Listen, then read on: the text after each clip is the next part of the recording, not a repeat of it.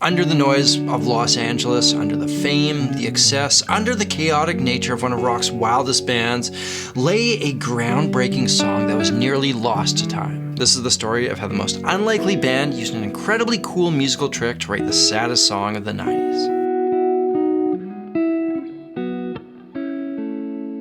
Now in this tune, John Frusciante is putting on a guitar masterclass, but everything he does is stuff that we look at in my 3-course rhythm guitar bundle. And this is your last chance to grab that for only $14 when you use the link in the description. See, fulfilling that rhythm role is the most important thing that we do as guitarists. And in the course Into the Rhythm, we check out how you can take this skill to the next level, including bringing in those Hendrix-style chordal flourishes that John Frusciante uses throughout Under the Bridge. In elevated open chords, we take those campfire chords everybody knows and check out ways of bringing a new life into them. And in Chord Revolution, we look at chords you already know how to play and learn new ways of using them. John Frusciante is one of my favorite rhythm guitar players, and so much of the stuff that I teach in this course is stuff that I've learned directly from him. If you want to pick this up, this is your last chance to do so. I've never sold these courses for this price. I'm not sure I ever will again, so grab them using the link in the description. Anyways, let's get back to it.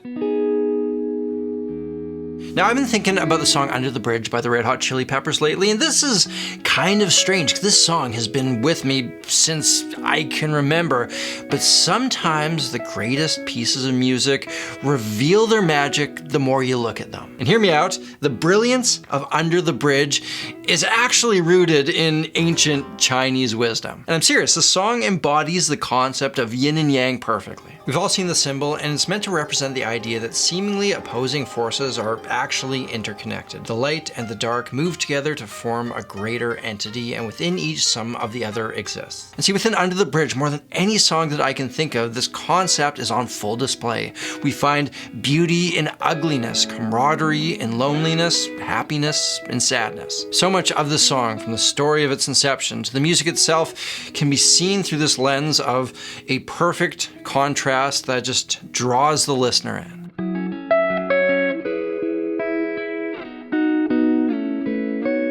Since forming in 1982, the Red Hot Chili Peppers had achieved about as much success as a cult band could have by the early 90s. The band had pioneered a funky, punky, raw rock sound that was very much in contrast to much of the musical landscape of the 80s. They were known as a raunchy, raucous party band who had achieved a moderate level of success but were still far from the mainstream. And in their first decade, lead singer Anthony Kiedis had battled addiction but was embracing sobriety, at least for the time being. The band in its current form in 1991 was coming off their most successful album, and by many metrics, this should have been the high point in Anthony Kiedis' rather turbulent life. But despite the success in his art and his sobriety, Anthony Kiedis was battling this gnawing loneliness. Sadness within the happiness, dark within the light. Anthony writes in his autobiography, "Even though things were going well creatively, I began to feel like an outsider in the band. See, the connection he had with his brothers, his bandmates, had been fractured because he was sober and they were still using. Even if I was a loner in my own band, at least I still felt the presence of the city I lived in." And on the way home from rehearsal, he put this sentiment into poetry.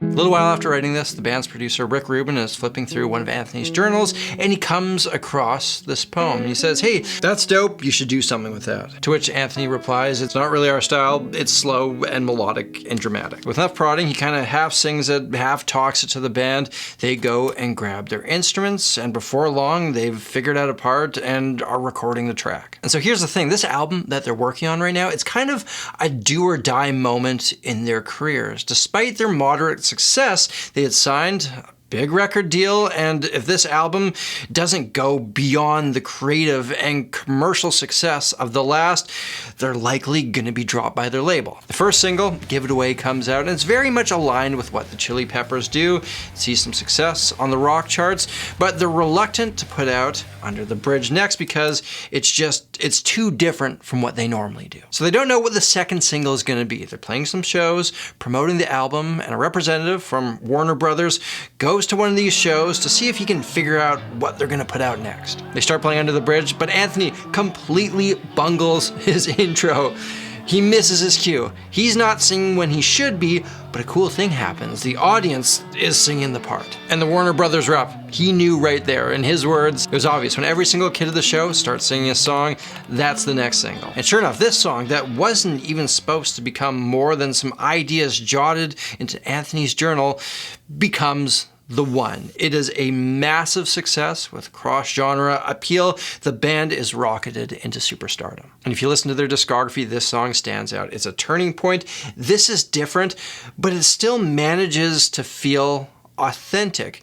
There's still a sense of what made the old thing cool within the new. The duality of it makes it whole. And in 1991, the song came out at the perfect time in history. The last decade had been filled with slick, highly produced pop and hair metal, and this sound had run its course. The Red Hot Chili Peppers, Metallica, Guns N' Roses, Pearl Jam, and Nirvana were all putting out some incredible music at this time that flew in the face of what had come before. Songs like Under the Bridge were raw, real, honest. It was the needed contrast for the time. The world was ready for something different, and Under the Bridge was that.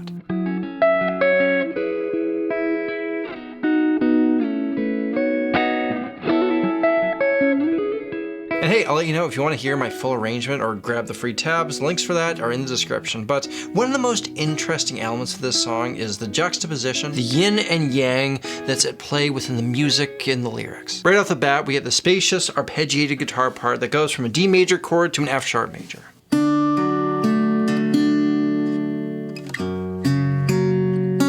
We're going back and forth between these two major chords, and major is happy. It's light sounding, but this piece of music still seems unsettled. And that's because the expectation in music is that a song will draw its notes from a single source, a single scale. But there is no common scale that will have a D major and an F sharp major in it. Typically, if we see a D major chord, we'd probably find an F sharp minor chord.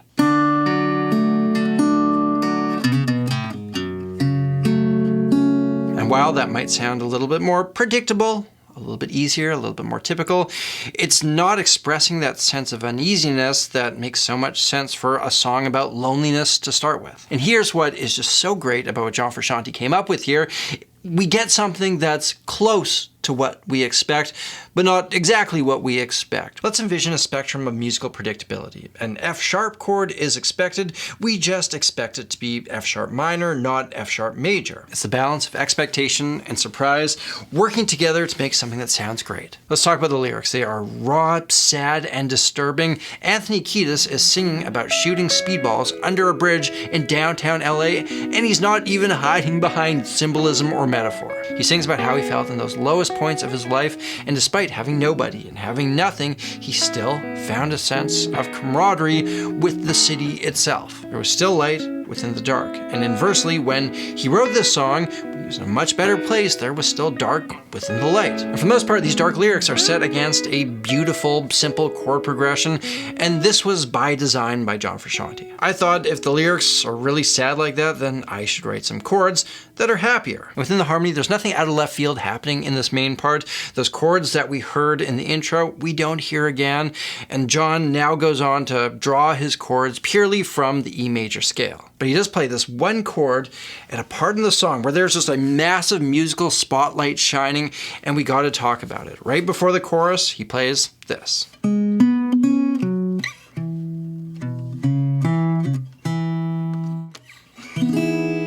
This chord right here, this is an E major 7, and this chord encapsulates everything I've been talking about. This is the yin and yang of chords. So you remember when we said that major chords are happy, minor chords are sad? Well, a major 7 is, at its core, a happy chord, but it has a tinge of melancholy in it. And the reason for that, from a musical standpoint, is super cool. If you take the notes that make up a basic major chord and then add a specific note on top, that will make it a major 7. It's a pretty jazz chord, rarely seen in rock. But if we then remove the lowest note from the chord, what we are left with is just a pure minor chord. And so that major 7 chord that John Frusciante strums is a major chord mixed with a minor chord. And it so perfectly embodies the soul of this song as it sits there ringing out all alone.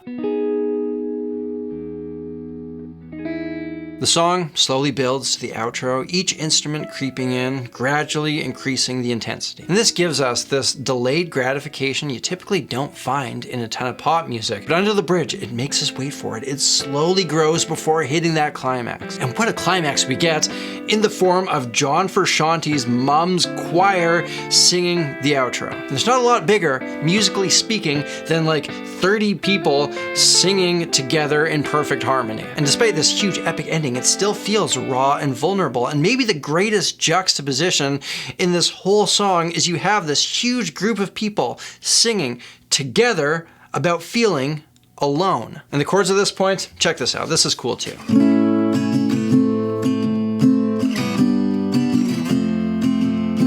So A minor, G, F, those are all coming from the same chord family. The outlier here is the A chord.